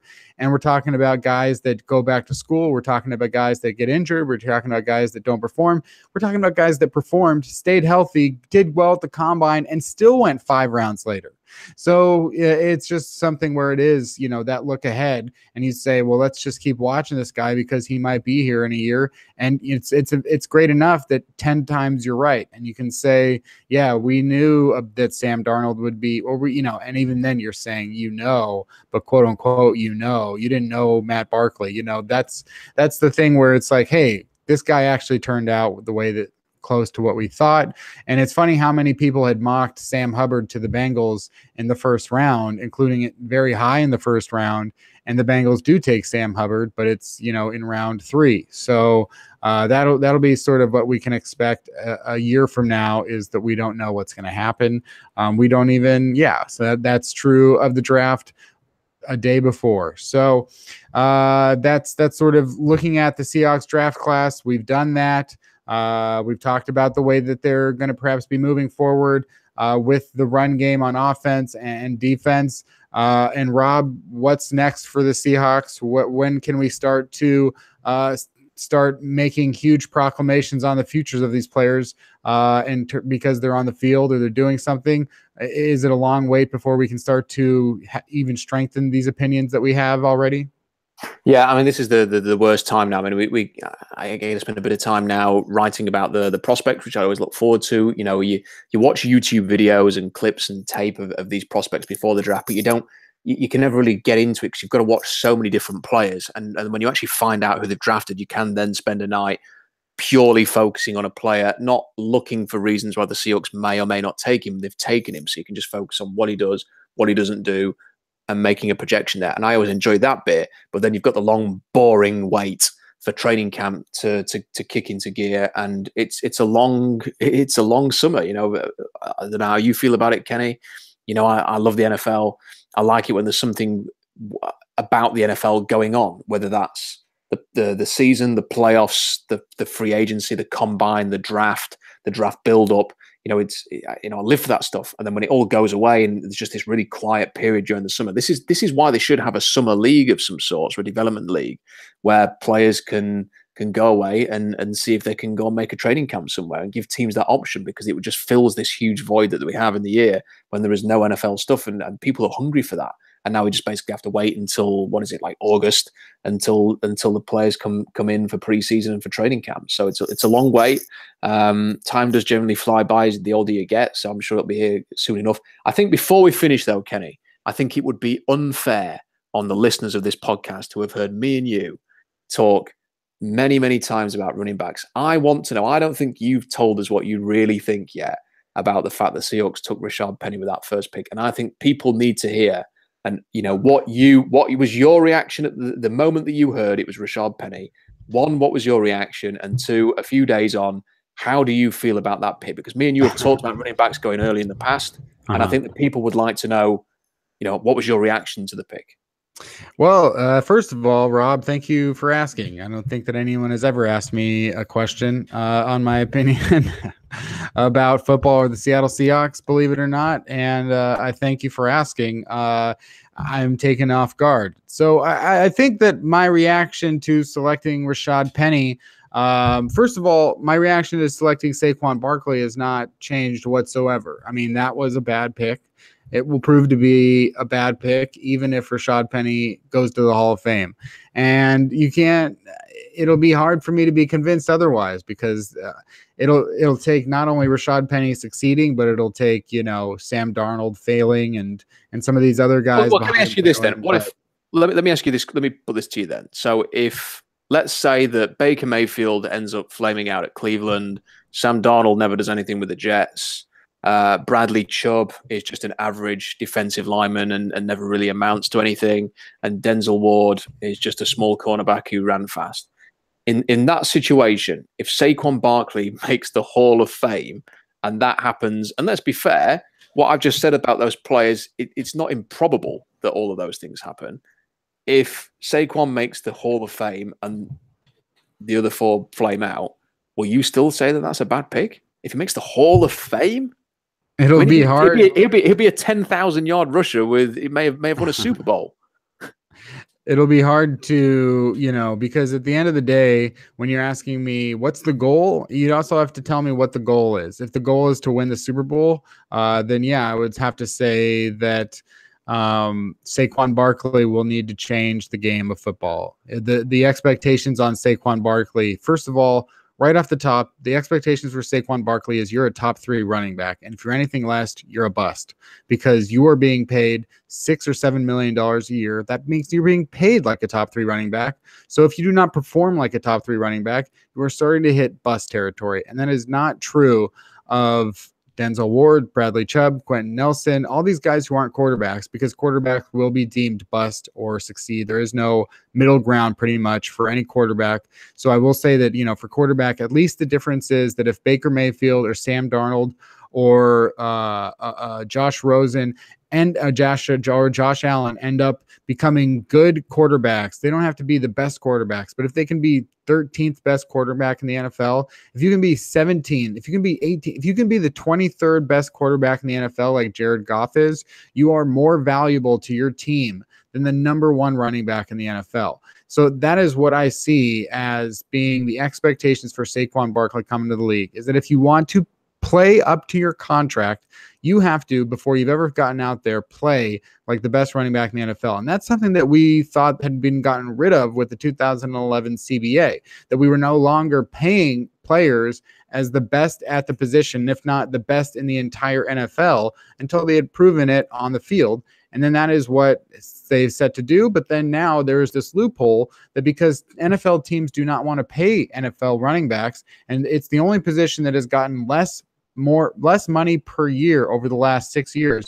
It is the one that the average is going down. Everyone else is going way, way up. It's the only one that's going down. So taking a running back second overall, it is not that much different than taking, something else that just doesn't have the impact on the field, not relative to the availability of that. So it's a supply and a demand issue. It's a value issue.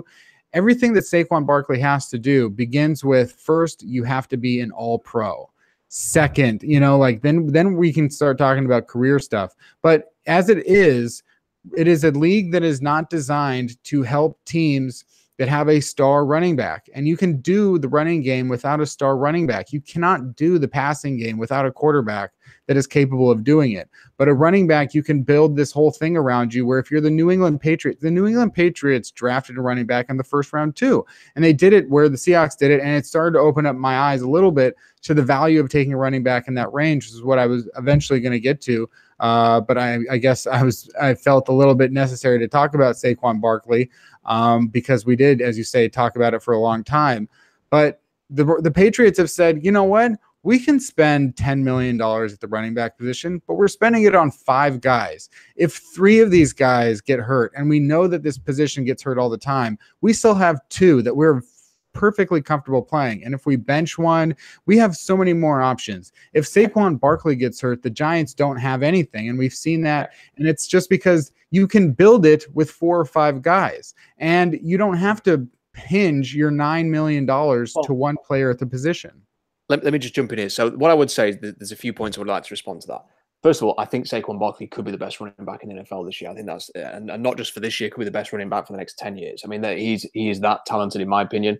I think with the teams having to focus on Odell Beckham Jr. and Evan Engram in the passing game, and with a new offensive line spearheaded by Nate Solder and Will Hernandez, and with Eli Manning being a capable quarterback, Eli's Eli, but he has won 2 Super Bowls. And I think if the weapons that are going to be surrounding him now, I think the Giants could be a real contender there in the NFC. And I do think there's an environment for Saquon to thrive, and he's got that talent in order to do it. His base salary, so his average salary, is going to be about, I think it's, I'm just reading something, it's going to be about $7.8 million a year, which is a lot. But then I just happened to have a look at the average salary of some of the receivers, for example. But that's not a receiver. He's not a receiver. He has to be. I know, but I'm just just bear with us. The point I'm trying to make is that his salary is $7.8 million. I would suggest that the impact that he's going to have in the NFL is worth $7.8 million. I would argue that, for example, the salary of Sammy Watkins at $60 million a year is it's an absolute steal to have Saquon Barkley. You're picking the worst. You're picking one of the worst receiver contracts that there is, and we all know that. But I'm going to run through some others as well. Jarvis Landry's $15.1 million. Bad contract. Devontae Adams, $14.5 million. Allen Robinson, $14 million, coming off an ACL. Demarius Thomas's average salary is $14 million. T.Y. Hilton's $13 million. Alshon Jeffrey's $13 million. Doug Baldwin, as much as $11.5 million. Keenan Allen, $11.25. Deshaun Jackson, $11 million. What's he doing in Tampa Bay? Larry Fitzgerald at the end of his career, $11 million. Emmanuel Sanders in Denver, $11 million. Randall Cobb, who's gone off the boil at Green Bay, $10 million. Dante Moncrief's earning $9.6 million at Jacksonville. Pierre Garçon in San Francisco is on $9.5 All of these guys are on second contracts. Saquon Barkley is starting at this, and every other running back. The point I'm making on this, though, is that all of those players are earning a significant amount of money more than Saquon Barkley. Yeah, they're different positions, but Saquon's going to be the heart of that team, essentially that offense with Odell Beckham. And injuries happen in the NFL. There's obviously a very good chance that he could receive an injury, and then it scuppers the argument completely.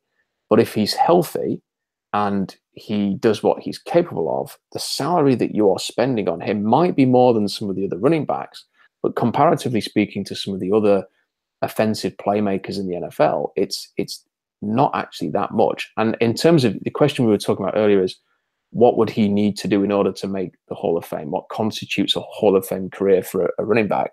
For me, I think it's winning a Super Bowl.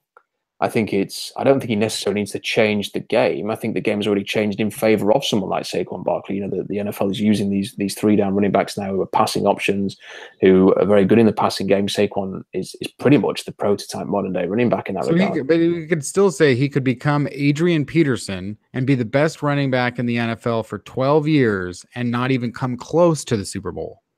Yeah, possible. But then, Adrian Peterson had to play with Christian Ponder for a significant part of his career. Well, exactly, because if he was a quarterback, he would lift up the entire team. If he was a defensive end, he may change that entire defense. Yeah. But a running back having an impact in the run game, I mean, it's undeniable that having an impact in the run game is not even close to as impactful as having an impact in the passing game. Adrian Peterson helped Minnesota get to the NFC Championship.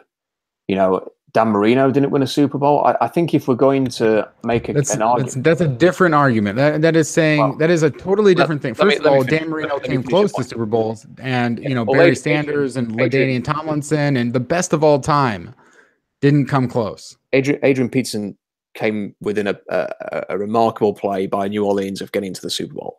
If you just let me finish this sentence, the point I'm trying to make here is that if we're going to start saying things like, well, he has to win a Super Bowl, I'm not saying that Saquon's dependent on a quarterback in order to win it. You said Adrian Peterson's been the best running back for a generation and hasn't won a Super Bowl. Well, then we're putting it all on Adrian Peterson. I don't think we should put it all on the running back.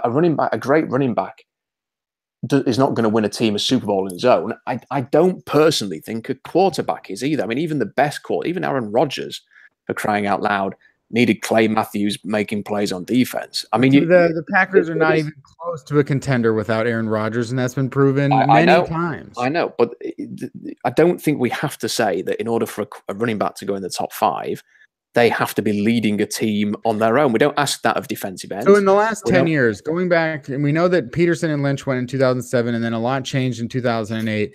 Name me some running backs that, if Saquon Barkley plays as well as them, will be worthy of the second overall pick for the New York Giants over the players that they didn't go with. Like, who are running backs in the last 10 years that were drafted that it's like, if he plays that well, it's enough? Well, I can think of 3 that have been drafted very recently. I think that it's undisputed, in my opinion, the impact that Todd Gurley's had on the Rams. I think it's undisputed the impact that Zeke had in his rookie season with Dallas, and I think it will go on to have. I think that Leonard Fournette's better than it's a mistake. At least the conversations we've had.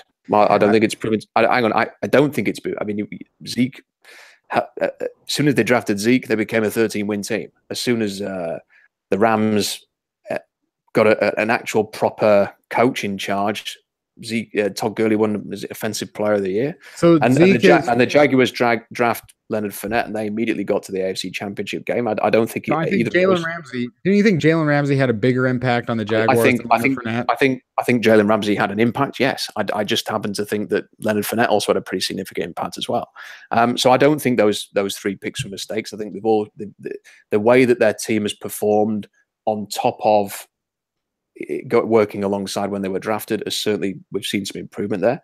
I think that Marshawn Lynch wasn't drafted by the Seahawks in the first round, but was a first-round pick and has had, in my opinion, a Hall of Fame career and has helped, without a shadow of a doubt, help the Seahawks. And Marshawn Lynch is a great example of the fact that because of the devaluation of running backs are available for small sums all of the time. This is the I think that is a pretty ridiculous suggestion, because what it showed is that Marshawn Lynch was persona non grata in Buffalo. That's what that shows. He was available for the Seahawks because Marshawn is Marshawn, and the only coach probably in the NFL who can control Marshawn happens to be Pete Carroll.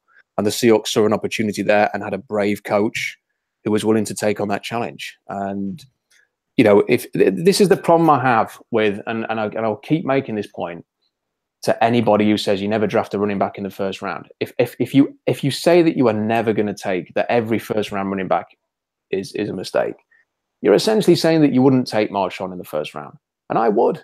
I know the Seahawks weren't the ones that spent the first rounder, but if Marshawn Lynch was sat there, you just keep throwing it to the side like it doesn't matter, like it's not a caveat. It is a very important thing to keep in mind. Here's the point I'm making.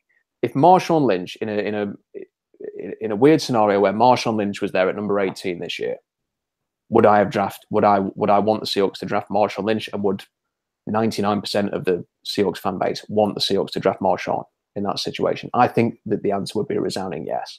And by saying that you are not going to take a running back in the first round, you immediately denounce that possibility. And I think that's the mistake. It's just there's just so many running backs that go across the board that were had for much less. And it's so, and too, Rob, if there was anybody in this draft, if Tyron Smith was in this draft and Ezekiel Elliott was in this draft, and let's say that they are in the same draft, you're telling me that you would take Ezekiel Elliott over Tyron Smith. You know that there are other positions that are so much more valuable. Listen, I've not made that argument. You know, I know. I'm just asking it. I'm pointing it to you to ask what your response would be.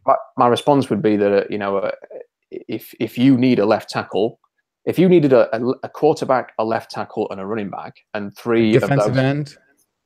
Okay, I mean, let me finish the sentence.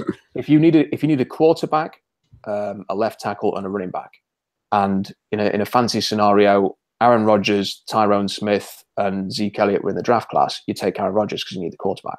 In a situation where you needed a left tackle and a running back, and Tyrone Smith and Zeke Elliott were in the draft, I would take Tyrone Smith. In a draft where you have got the foundation of a good defense, and a year ago had a very, very strong defensive year, and have got on offense already a quarterback, a great receiver, a great tight end, and you've just signed a left tackle in free agency, and a stud like Saquon. What did you Barkley there? Hang on, that's what the Giants did. What did you say about Eli Manning though? I said they had a quarterback. Well, I mean, is Eli Manning the worst quarterback in the NFC, or is he the second worst? I don't think he's either of those things. And I think that with the options that he has now to work with, I'll be very interested to see what Eli does. I don't think Eli's ever going to be how he was when they. He's 37 years old. He's never going to be peak Eli. But let's be fair here, Kenny. Who you can chuckle as much as you want. Who were the two quarterbacks in the NFC Championship game? Case Keenum and Nick Foles. So you don't. I mean, we still can't dial back the importance of the quarterback. No. Hang on a minute. There were three of the four quarterbacks who were in the NFC and the AFC Championship game. Blake Bortles, Case Keenum, Nick Foles, and Tom Brady. And I'm sorry, if you're going to say that Eli Manning can't win games or is going to be a horrendous mess with Saquon, with Nate Solder, with Will Hernandez, with Odell Beckham, with Evan Engram, I'm just not buying that, because Blake Bortles got within a few plays of the Super Bowl. Blake Bortles. What about Case Keenum? Who saw that coming? I mean, look, quarterback position is incredibly important. Is the most important position. Defensive end is more important in general than running backs. Left tackles are more important. I'm not making an argument that running back is the most important position. I'm just saying that I'd be willing to consider one early. I think it's pointless having an ideology that rules out a whole position early in a draft, because, like I say, if you do that, then you're essentially saying you'll never draft Marshawn Lynch, and I would draft Marshawn Lynch in the first round. I think that the importance of it being the Giants is notable, because they do have, arguably the worst situation at quarterback today in the entire conference. When you're looking at it from the picture of, hey, and if the Giants want to go from 3-13 to thinking like we're going for it this year, more power to them. Obviously they had to start dismantling a lot of the players that they had signed, the year before, that, after everything had sort of fallen apart. But I think, too, the problem with Eli Manning is his career peaked only when Odell Beckham was on the field. So if the entire identity of your quarterback success is built into the receiver, it might as well at least get younger and cheaper at quarterback. The Giants have money problems. The best thing that you can do in the league today, in my opinion, is get a quarterback on a rookie contract who is really good. And it worked for Carson Wentz, and that's why the Eagles won the Super Bowl. The Eagles were able to add Nick Foles, and they were able to add these players and fit more into their budget. The Rams are signing players like crazy right now because they have the budget because of Jared Goff. So for me, the Giants' decision, it boils down to running back for those reasons, of course. But it's even more asinine to me to have a quarterback who is 37 years old, was never that good to begin with, and you don't have anything, of note behind him, and you get this one opportunity, perhaps, obviously if they fall apart and go in 16, then maybe they'll get another opportunity. But as you know, Rob, there's plenty of years that don't have good quarterbacks at all. And this one had 4 opportunities, I think. And I think it's, grand hubris to think that anyone knows what's going to become of Sam Darnold or Josh Allen or Josh Rosen. We're all allowed to those opinions.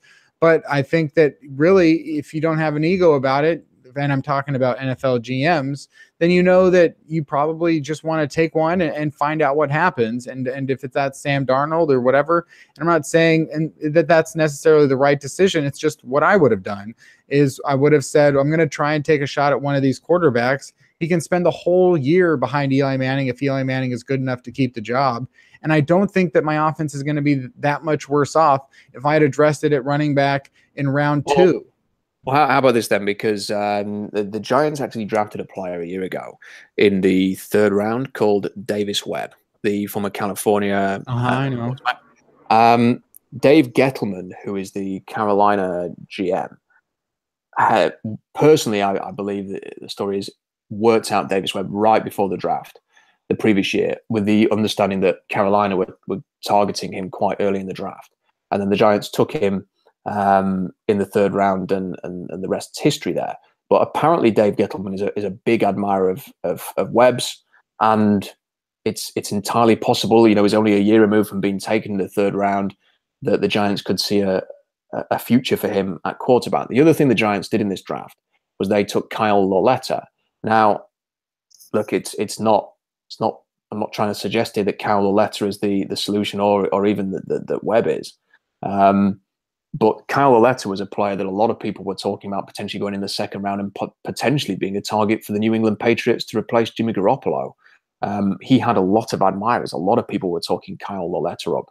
Had a fantastic Senior Bowl, in particular in the game, was the MVP in the game and looked fantastic. So although the Giants didn't take a quarterback with their 1st pick, they've got 2 options there that, could end up paying off for them in a league where, increasingly teams have been able to find quarterbacks. Kirk Cousins is a 4th round pick and has worked out. Russell Wilson's a 3rd round pick. Case Keenum So it just seems undrafted.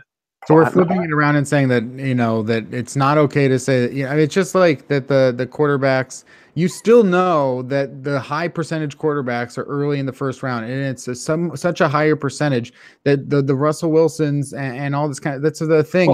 If you take Davis Webb in the 3rd round, he's much more likely to become Garrett Grayson or Sean Mannion. This to me is the problem I have. This isn't a direct shot at you, Kenny, but it's a problem I have with all of the people who talk about running backs, is that they always try and fit the arguments to suit what they want to debate. And you can get running backs late, so you don't need to take running backs early. And then you say names like Russell Wilson and Kirk Cousins and Case Keenum and that mention that the 3 quarterbacks in the championship games were unfancied quarterbacks. You mention people like Jamarcus Russell, or even Blake Bortles for that matter, and Christian Ponder and Jake Locker, and you mention all these players, and this is easily forgetting. The point I would say about all positions is that you can practically find any position. You could get a Pro Bowl player, any position, at any point in the draft. You can find a 5th round cornerback in Richard Sherman. You can find a running back in the 5th round. You can take Kareem Hunt in the 3rd round. You can find undrafted players.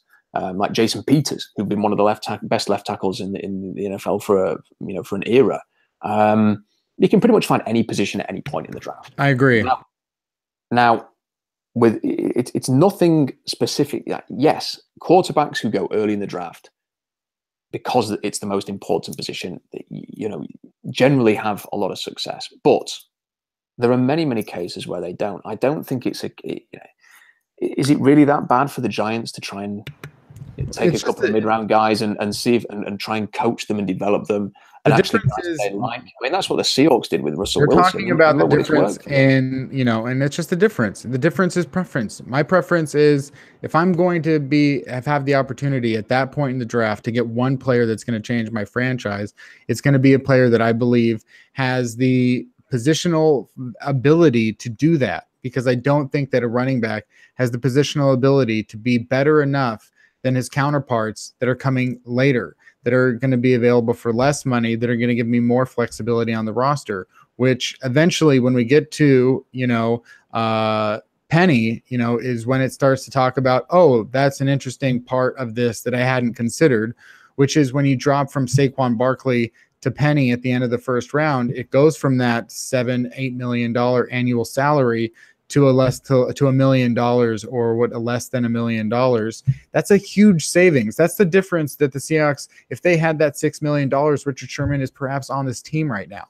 If they had that kind of money, then perhaps, you know, they're keeping Michael Bennett or whatever. And that's that $6 million. That's the difference between Penny and Saquon Barkley. And it's going to be really, I don't see the difference in impact that these guys are having over a lot of their counterparts. I don't see enough of a difference. I see enough of a difference between Carson Wentz and, you know, and Garrett Grayson. I see enough of a difference even between Carson Wentz and Jimmy Garoppolo, who is yet to start his 8th NFL game. You mean the most expensive player in the NFL who's played how many games?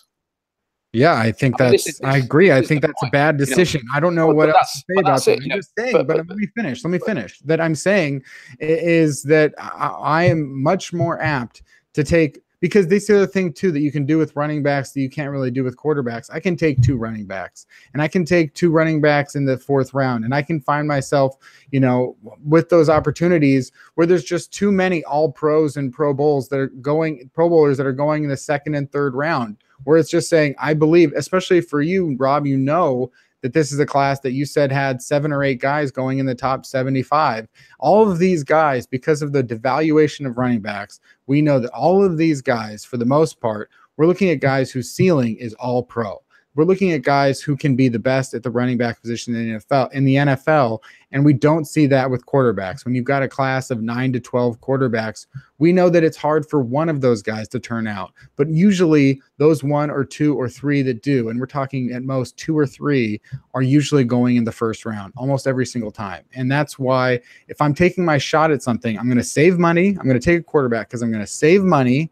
That's going to be game changing for my entire franchise because the salary cap is part of the game. I'm going to get a position that's going to be, I'm basically rolling my dice for me to win, you know, a very expensive car. I don't know cars. And I think rolling for a running back is like, yeah, maybe I'll wind up with a Harley, which is perfectly fine, a $50,000 motorcycle or whatever. But I'm going for that crazy life-changing $500,000, I guess, vehicle. And I don't think that I'm as willing to roll the dice on a guy in the top 5 that simply doesn't have the ceiling of impact of value because of the NFL moving its entire offensive game plan towards the passing game, both on offense and stopping it on defense. Teams that can run the ball, you know, they've hit a ceiling, and teams that can stop the run, it doesn't even hardly matter if you can stop the run. So for me, that's why at that range, I'm not taking a running back, and that's my preference. But, you know, in the last half of the 1st round, I might be able to change my opinion, even though I'll still talk about my feelings when the Seahawks drafted Penny, if you'd like.